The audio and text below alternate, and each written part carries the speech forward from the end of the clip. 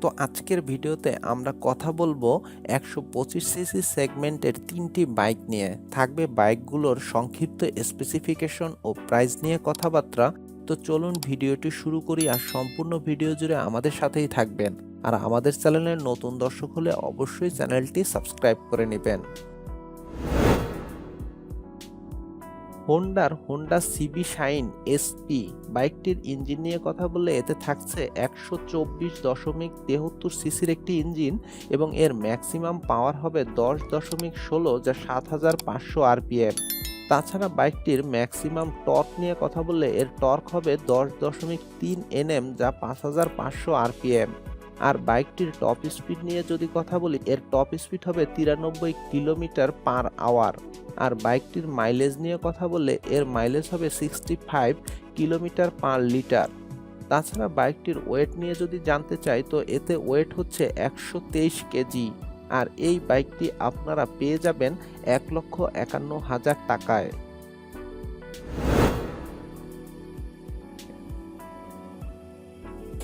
Hero Glamour BS4 বাইকটিতে engine হিসেবে আপনারা পেয়ে যাচ্ছেন 124.60 সিসির একটি ইঞ্জিন। তাছাড়া বাইকটির ম্যাক্সিমাম পাওয়ার হচ্ছে 9.1 PS, যা 7000 আরপিএম।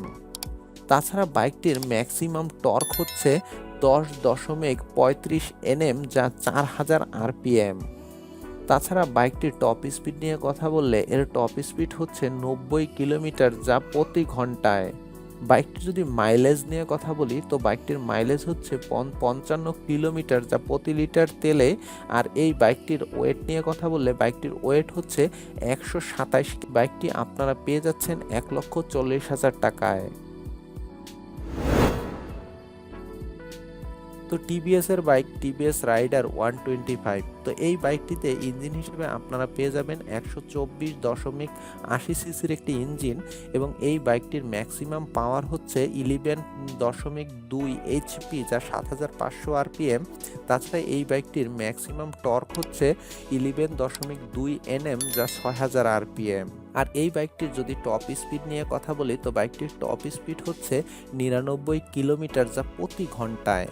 এবং বাইকটির মাইলেজ নিয়ে কথা বললে বাইকটিতে মাইলেজ হিসেবে পাবেন 66.00 কিলোমিটার, যা প্রতি লিটার তেলে। এবং বাইকটির ওয়েট নিয়ে কথা বললে বাইকটির ওয়েট হচ্ছে 123 কেজি। আর এই বাইকটি আপনারা আমাদের দেশে পেয়ে যাচ্ছেন 1,63,999 টাকায়।